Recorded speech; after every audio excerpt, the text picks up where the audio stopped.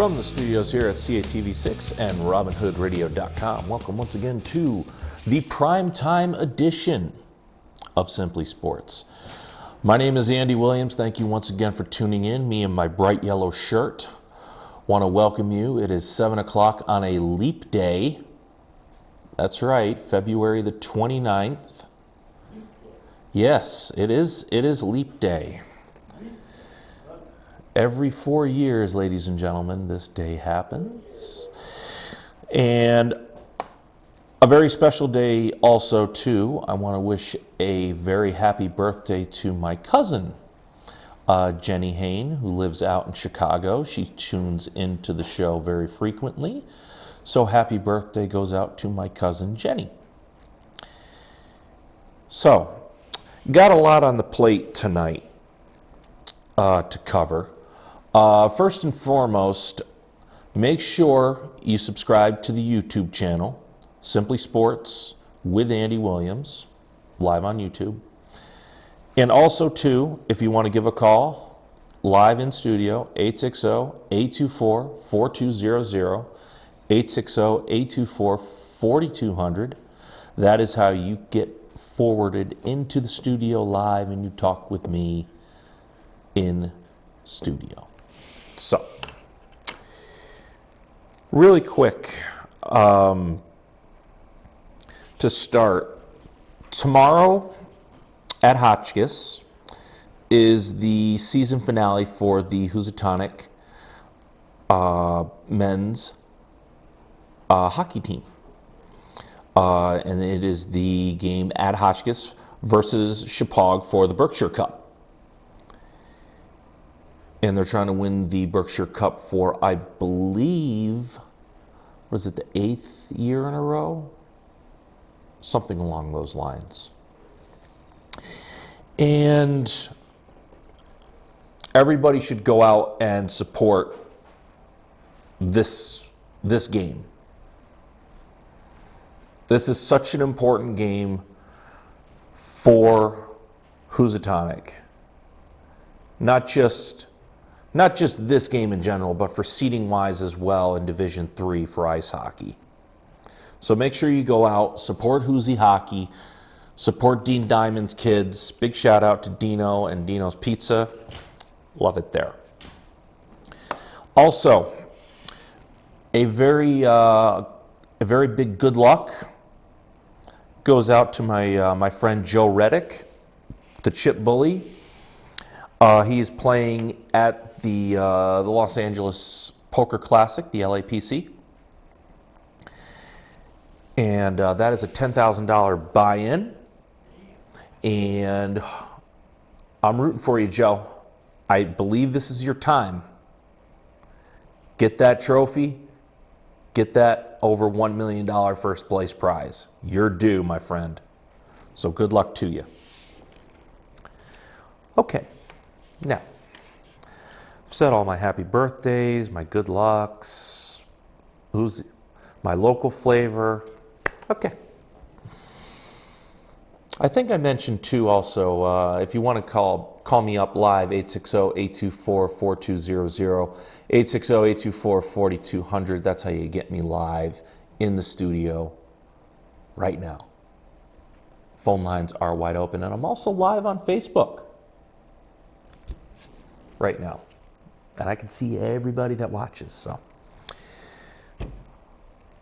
on my last show this past Wednesday, I got cut short a little bit of time, and it completely slipped my mind that I didn't talk about this. And I wanted to talk about this. How I forgot about it, I have no idea. But I got a full hour today. And I put this at the top of the board for the reason. Did anybody in last week's fight watch Tyson Fury versus Deontay Wilder? I did. It was great. Two undefeated heavyweights. You had Tyson Fury, the Gypsy King, 29-0-1 versus Deontay Wilder, undefeated as well. The only tie that they had was when they fought each other 6 months prior. And it was a very, very interesting, it was an interesting fight the first time around. Because Tyson Fury definitely outboxed Deontay Wilder.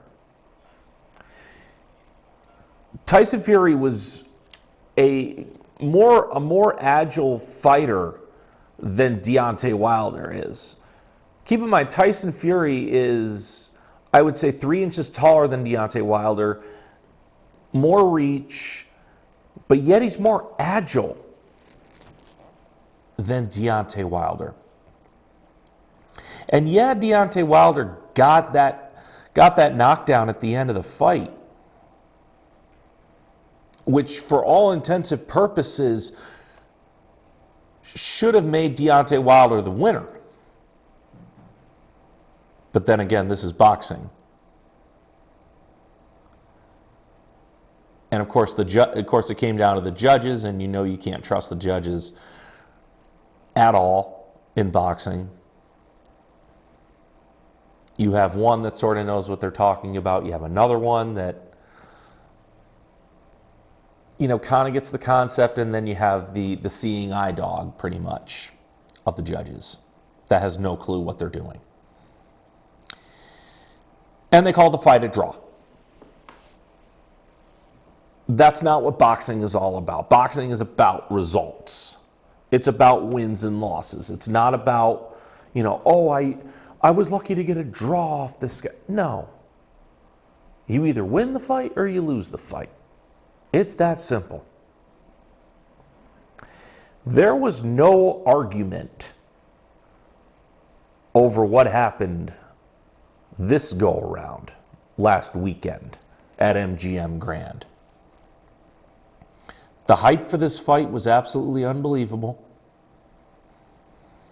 Odds makers and bookmakers, this was one of the most bet-on boxing matches of all time. Ready for this number?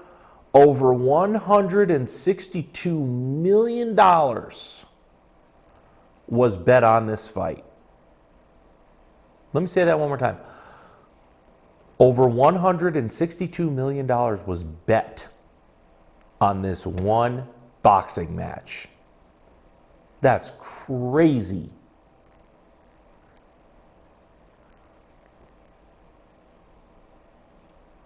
But you knew at the end of the fight, regardless of what happens, there's going to be a third fight.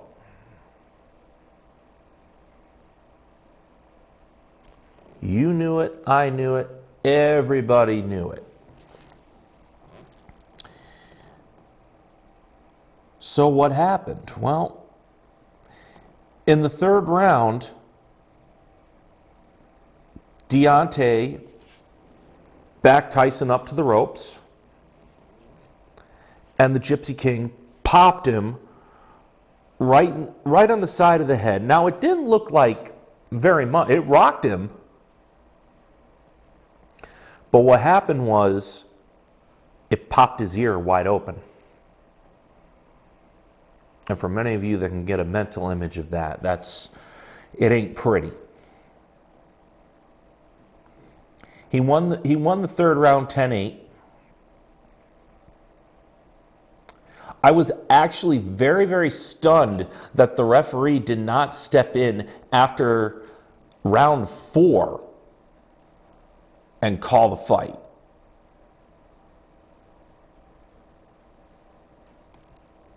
Fury won the 4th round, the 5th round, the 6th round, and in the middle of the 7th, done.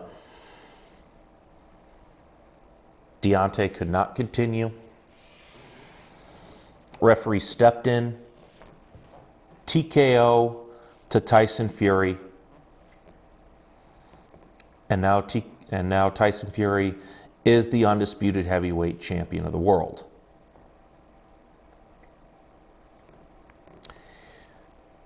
So now when is this third fight going to be? Well, I believe that this third fight, I mean, is it going to be in Las Vegas as the previous two? I mean, yeah, you can make the case. However, why not move it to a different venue? Why not move it to Madison Square Garden? Why not put it at the Mecca? Or, since Tyson Fury won the fight, why not have it in England?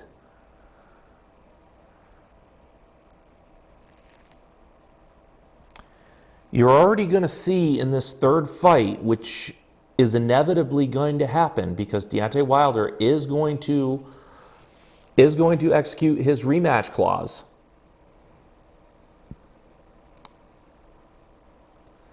Tyson Fury is going to get 60% of the purse as compared to the 40% purse that Wilder is going to be getting.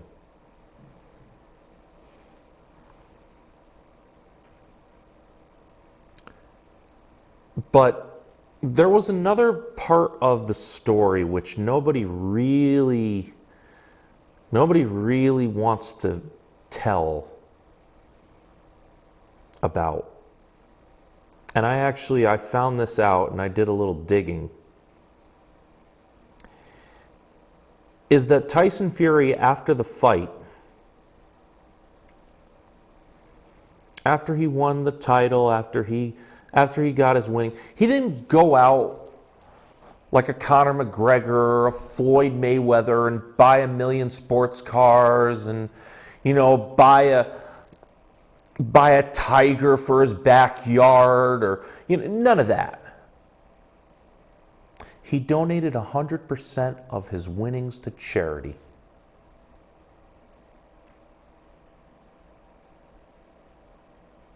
Name me another person. Actually, name me 5 other people in a major sport that would take their winnings, 100% of them, and donate every last penny to charity. Tyson Fury did that. And Tyson Fury, more specifically, he donated it to house homeless people. Now, whether it be the homeless in Las Vegas or London or wherever, that's a touch of class. And that is a true athlete right there. And you don't see that nowadays anymore. So, again, Fury beats Wilder by TKO in the 7th round. There will be a third fight. Again, I don't believe that it's going to be in Las Vegas. I don't see it. Now, I understand Las Vegas, best betting capital of the world, on and on and on. But there are 2 other places where you can have the fight besides the MGM Grand, which is a beautiful facility because I've been there multiple times. Madison Square Garden, back where boxing all began in the United States, back where they had the big name fights. Or you can have it in London. Have it at the O2 Arena. Or even have it at Wembley Stadium. 90,000 strong. Something to think about there if you're boxing. 860-824-4200, 860-824-4200.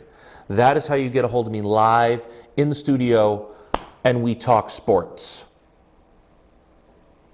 So, and I see a couple people have tuned in. Hi, Becky. Hi, Victoria. Brittany. Thank you for tuning in. Okay. For my wrestling fans, I have shorted you a few weeks on not reporting wrestling. Well, I watched the massacre, the botchery, the 4.5 hours of time I'm not going to get back in my life called the WWE Super Showdown. And I don't know how many people actually took the time to watch it from start to finish. I did. And let me tell you something, it was god awful.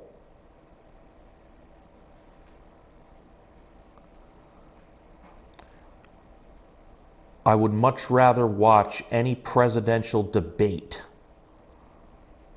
than watch this malarkey that happened. It was that bad. The only good match that was on there was the women's match between Bayley and Naomi. That was it. Everything else was, one, predicted.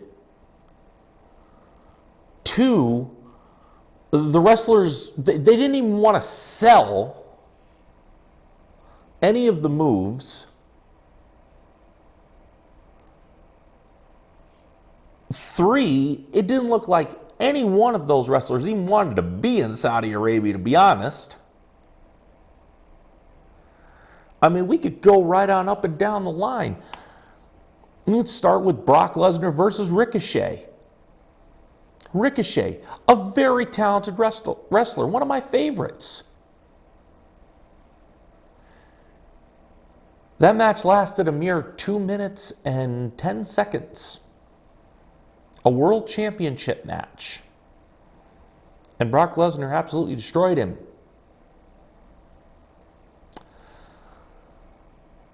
And then you had The Undertaker come out. Yes, The Undertaker still does wrestle.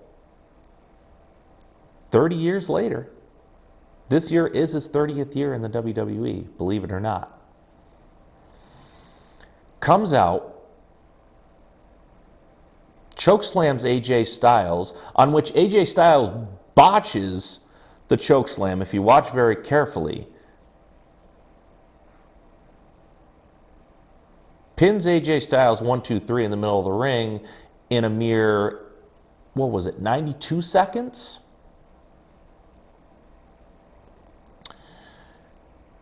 You had a couple changes in the tag team championships. Okay, whoopee. Hee-haw. And then it was Goldberg against Bray Wyatt, the Fiend. Oh my God.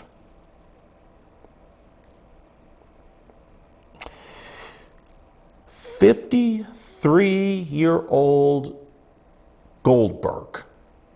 Yes, the 1990s Bill Goldberg spears Bray Wyatt not once, not twice, not 3 times, but 4 times. And Bray Wyatt does not sell it, not once.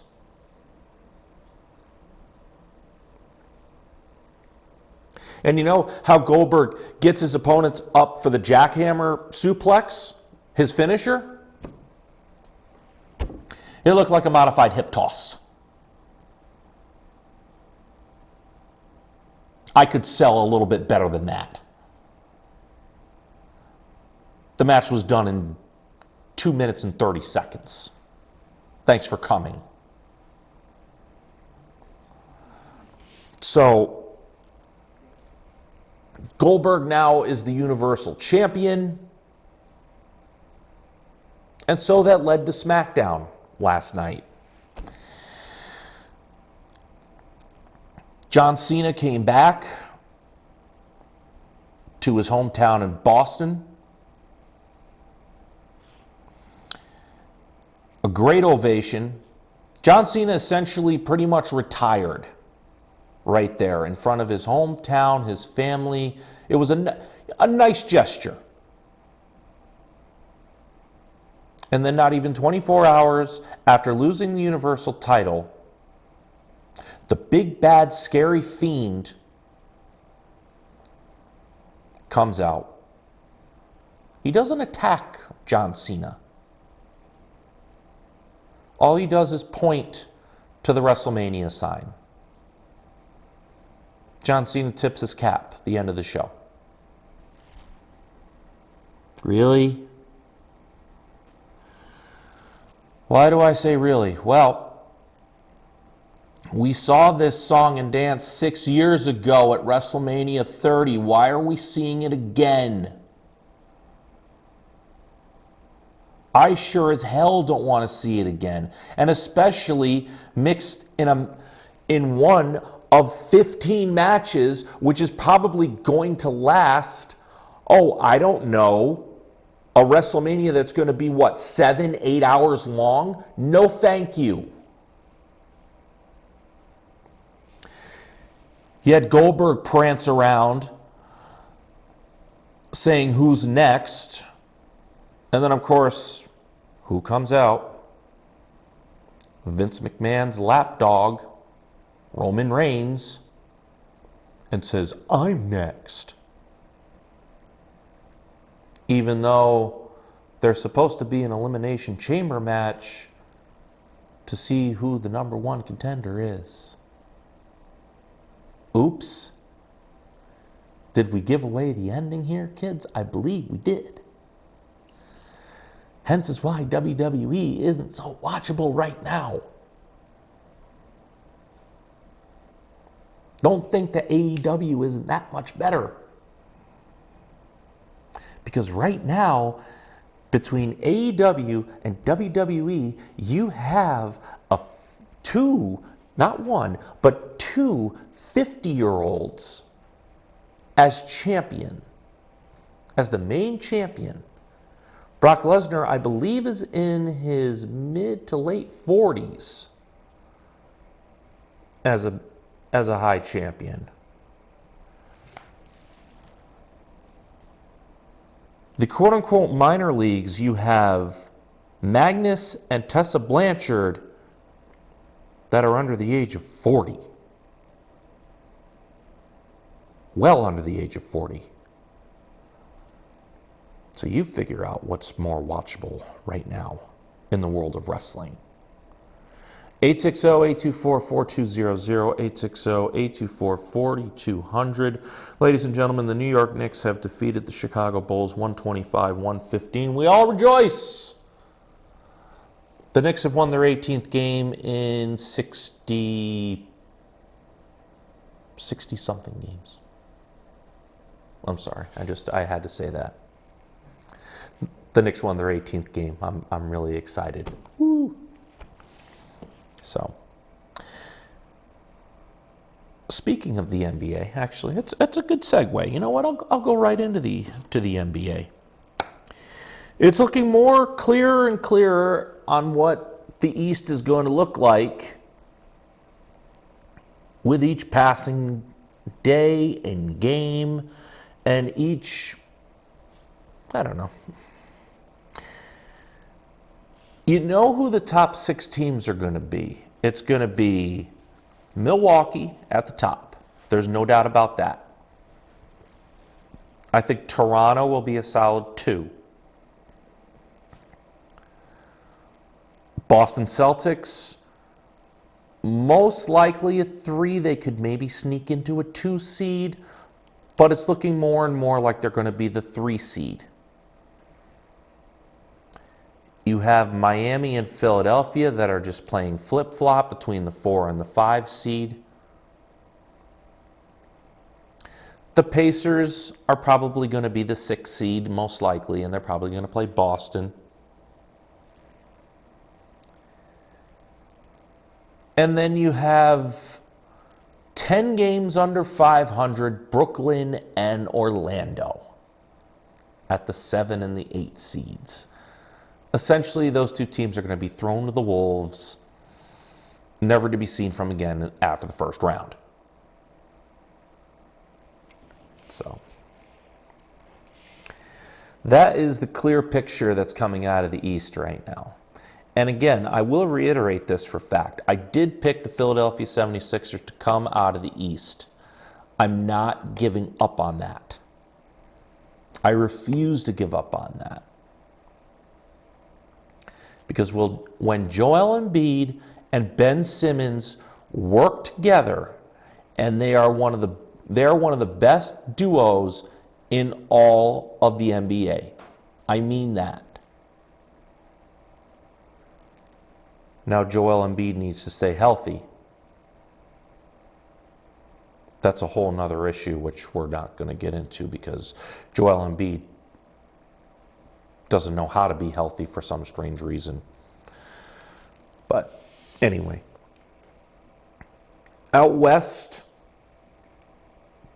the Clippers beat the Nuggets last night to take over the 2 seed. And once again, one more time,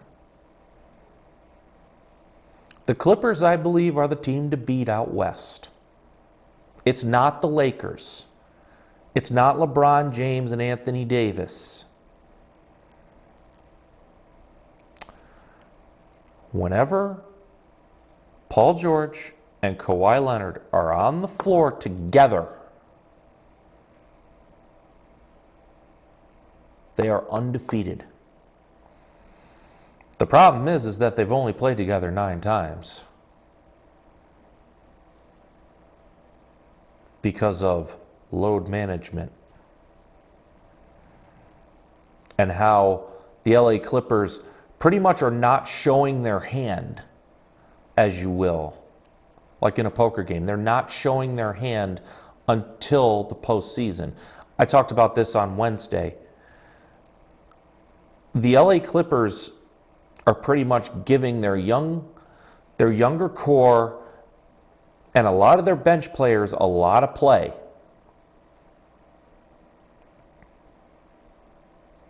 Kawhi Leonard will play one night, Paul George will sit for the night. Paul George will play the whole night, Kawhi will sit for the night. Yeah, it's a crappy way of cheating your fans of seeing their superstars because they're paying top dollar, but at the end of the day, it's the regular season. It's all about getting to the postseason. It's all about winning that NBA championship. And I believe the Clippers are on that correct formula. Now, is it inevitable that it could be Clippers-Lakers? I don't know. I mean, could the Lakers get upset? Now, I don't think they're going to lose in the first round. I mean, there's a tricky matchup in there, either Houston or Utah, because that's looking like the 4-5 right there, unless Denver slips back. But just think about that, though. LeBron James and Anthony Davis versus Russell Westbrook and James Harden in the second round. That's good TV. That's very good TV. But here's the problem with that. It's on the Houston side. And it comes from the James Harden camp. And what we're seeing over the last couple of weeks, the few games leading up to the All-Star break and after the All-Star break. James Harden is about three things: his money, taking as many shots as possible, and getting the damn ball. That's it.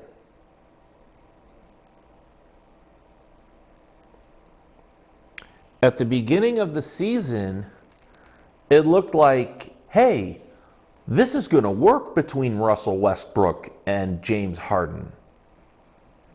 I was one of those doubters. I didn't think that there was enough ball to go around for those two. Well, lo and behold, here we are, February 29th, and we're at this problem. With about 20 to 25 games left. And James Harden is starting to complain that he doesn't get the ball enough. He's starting to say he doesn't take enough shots. Oh boy. This is going to be messy in Houston if they don't clean this up very quickly. And if they don't, it's going to be one and done in the postseason once again. And it's another missed opportunity for James Harden. Another missed opportunity for Russell Westbrook. And one more time, the questions are going to remain in Houston. What if? What if we did this better? What if we did that better? One more story out of the NBA also. And it comes from Giannis, the NBA MVP, Giannis Antetokounmpo.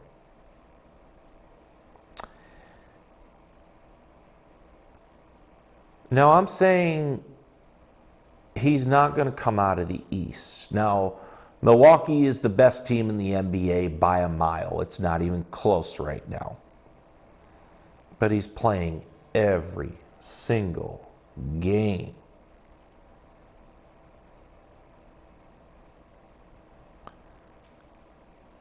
Is he going to be able to make it to the postseason? Is he going to run out of gas in the middle of the postseason?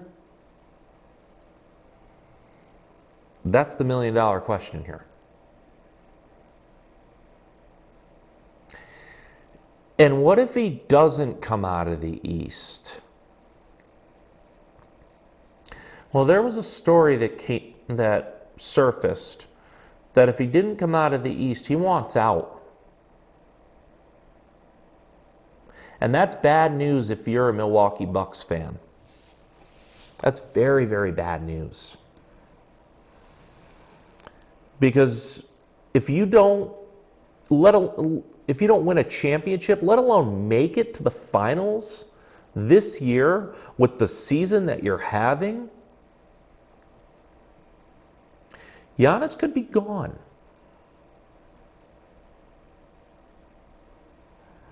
And you could see a LeBron James situation when LeBron James left Cleveland not once but twice, and have Milwaukee skewer into the land of mediocrity. Now, where would Giannis go? Some say, well, how about LeBron James and Anthony Davis? Go with LA. Or even go to the Clippers. Kawhi, Paul George, and Giannis? I'll do you one better. If they don't make it this year. And this is truly scary.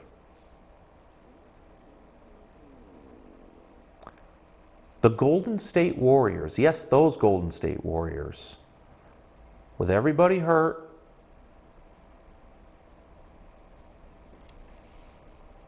next year, a healthy Steph Curry, a healthy Klay Thompson, a healthy Draymond, Giannis and the supporting cast that they've built around D'Angelo Russell, that is a filthy, filthy team. And Golden State, who has a grand total of 12 wins right now, they have the worst record in the NBA by 5 games. Let's say they get Giannis and they have the number 1 pick in the NBA draft in June. That is frightening. So if I am Milwaukee, I am doing everything in my power. Not just to sign Giannis to a big contract, but to win an NBA championship for the future NBA MVP. 860-824-4200, 860-824-4200 is how you get me live. Subscribe to my page on YouTube, Simply Sports with Andy Williams. NHL, quickly. Boston Bruins continuing to show why they are the best team in the National Hockey League. They beat the New York Islanders 4-0. The Islanders have lost 8 of their last 11. And the New York Islanders are letting everybody back in. And I'm talking everybody. Florida, Carolina, Columbus. Well, Columbus holds the final spot in the playoffs. Even the New York Rangers. Yes, the baby Rangers. All those young kids are currently just 4 points back. And they lose again. The Islanders better get it together here very soon. They only got, 17 games left in the regular season? And right now, if the playoffs were to start right now, they'd be playing the Washington Capitals and Alexander Ovechkin. They don't look good. This was my pick coming out of the East. Looking like a big whoops right there. Okay. So that was quick in the hockey. See, I can talk about hockey. Honda Classic, Tommy Fleetwood leads by 1 at the Honda Classic over Brendan Steele.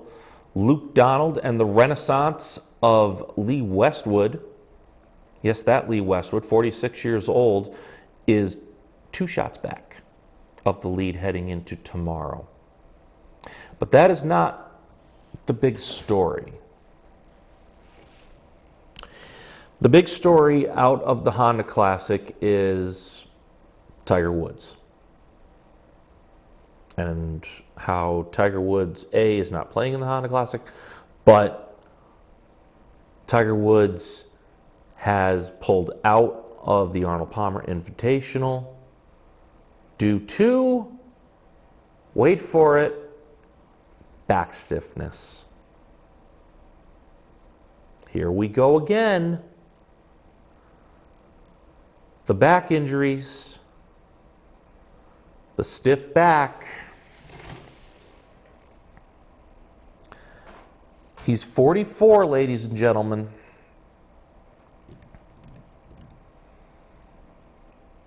At some point, you got to ask the question. Now, he played what last season? How many tournaments did he play last season in the wraparound? 12, 13? And he's played in the wraparound season 1, 2, 3. I believe he's only played 3 times thus far. 2 times in 2020. Now he's pulled out of the Arnold Palmer Invitational for the 6th time in 7 years.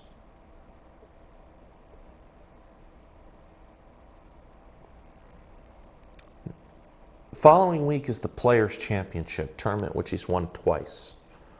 Arnold Palmer Invitational, he's won 8 times.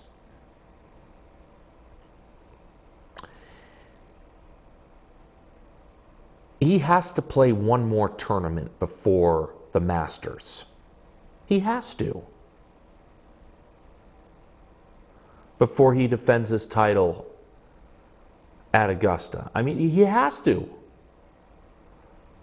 He could play the Players, or he could play the Accenture match play.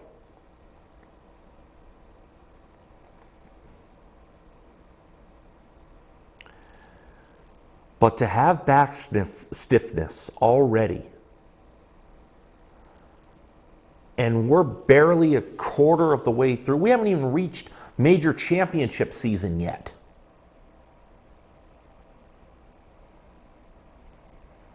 And this is already flaring up.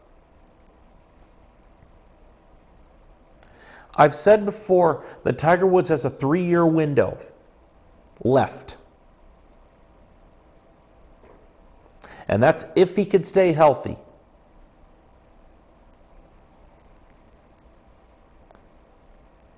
Now, I think inevitably he will win one more tournament to break Sam Snead's record. Will he catch Jack at 18 majors? I don't know. I don't know anymore. I mean, look, Tiger Woods proved me wrong last year, even though I did pick him to win the Masters. But I just, this is not good. This is not good news. And again, Tiger Woods, I'll say it before, I said it before, I'll say it again. He's got 3 years left to try to catch Jack.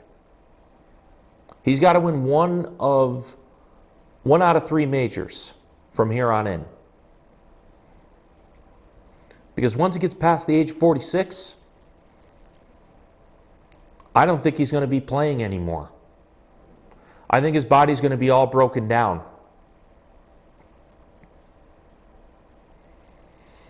Now, granted, he could prove us all wrong again, but I just think finally the wear and the tear and all the scar tissue it's finally caught up. And he had that one burst, winning the Tour Championship, winning at Augusta, the great President's Cup he had, winning the Zozo out in Japan.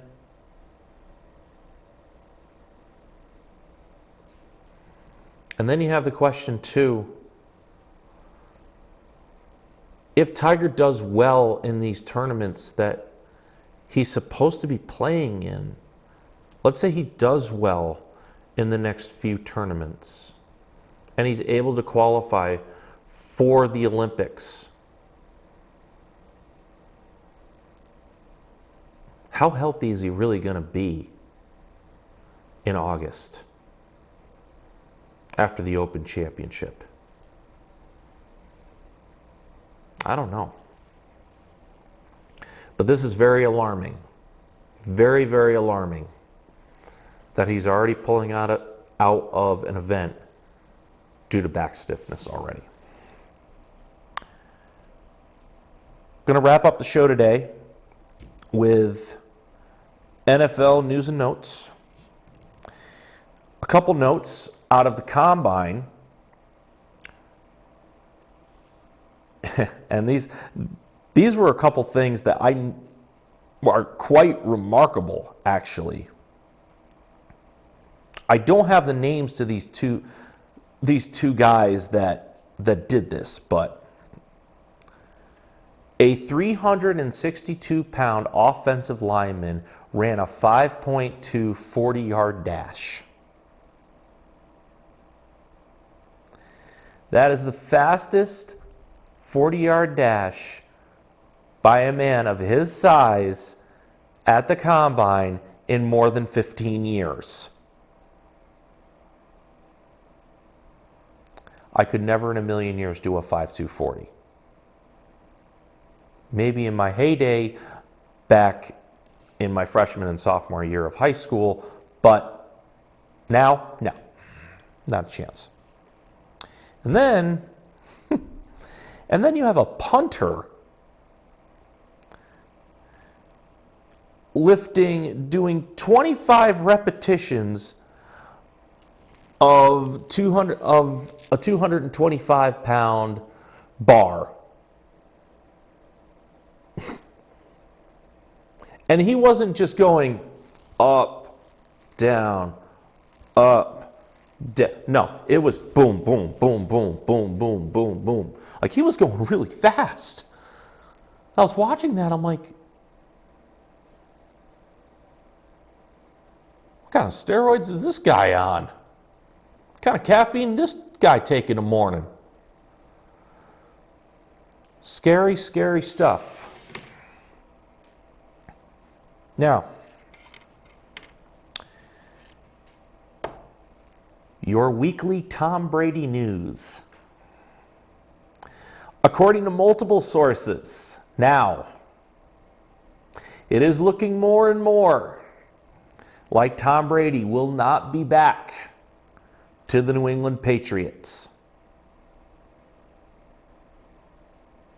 Now, everybody, if you're a Patriots fan, you're saying, oh, he's going to stay. Come on. 2 years left. You figure he's going to play 2 more years. He's going to retire a Patriot. He's going to do the right thing.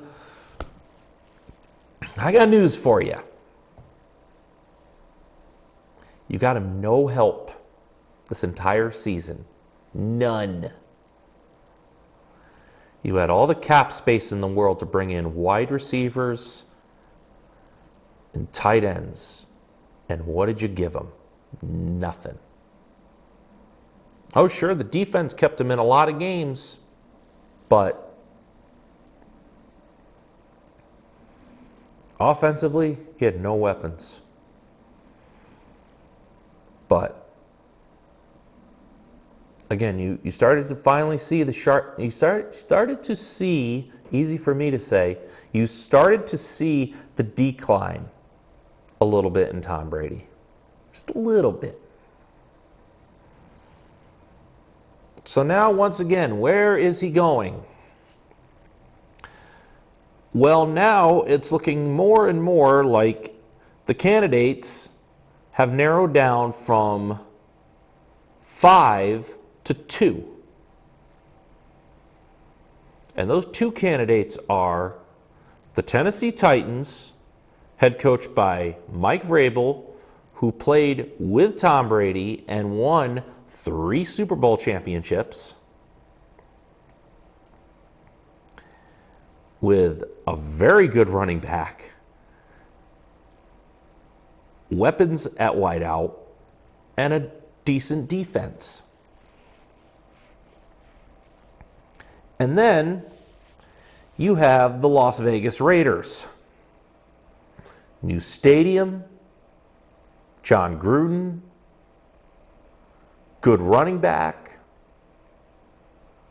a rebuilding defense, a rebuilding offensive line. But Las Vegas has a lot of money to spend. And they are way under the cap this season. If they were to spend money, which you know that they are, most of that would be going to Tom Brady.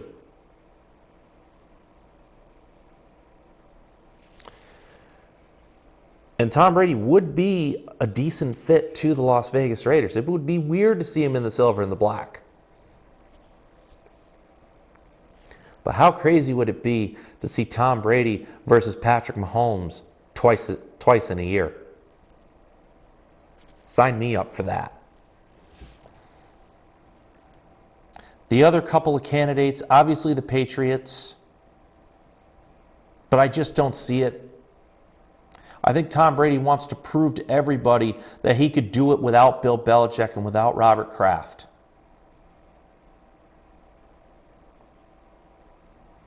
Indianapolis, good offensive line, good defense. Just need a couple pieces here and there. But if they bring in Tom Brady for a couple years, indoors, be a good fit. I could see it. LA Chargers, look, they got a ton of offensive weapons, but they have no line. And Tom Brady would get beat up in the backfield. He really would.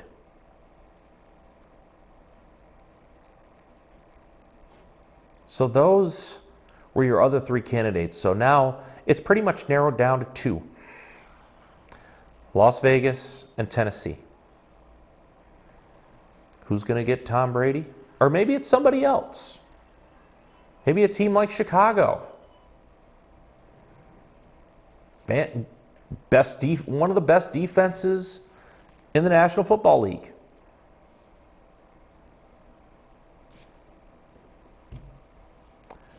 It's going to be very interesting to see. And we're just a mere 18 days away from when free agency hits. One more news and note from the NFL before I forget to mention this. And it comes from the broadcasting position. Tony Romo received an extension at CBS to be alongside Jim Nantz. $17 million a year. So immediately, without hesitation, Odell Beckham and Michael Thomas took to Twitter today after learning of this. And all this within the collective bargaining agreement that the owners want the players to so desperately get and get the deal done. They go on Twitter today and they saw this and they said, oh, so an announcer can make $17 million a year and make more than 90 to 95% of the players in the NFL? I mean, that's probably the smartest thing that Odell Beckham Jr. has ever said in his entire professional career. And Michael Thomas saying, oh, well, you really want us to agree to a CBA agreement when you have Tony Romo, who has won what, one playoff game in his entire career, is getting paid $17 million a year? I don't know.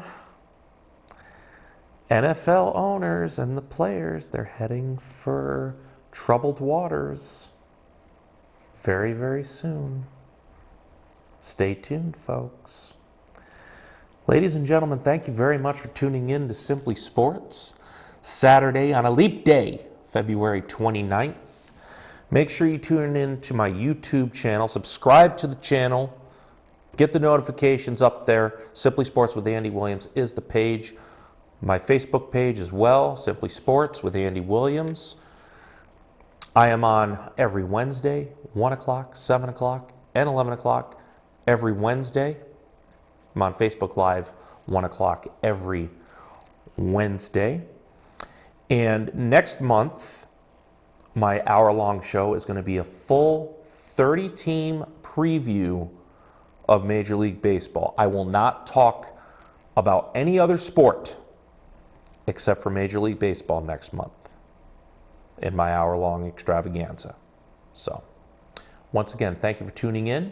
And for Michael Flint, Marshall Miles, Brian Oler, Thank you very much for tuning in to Simply Sports, and 1, 4, 3.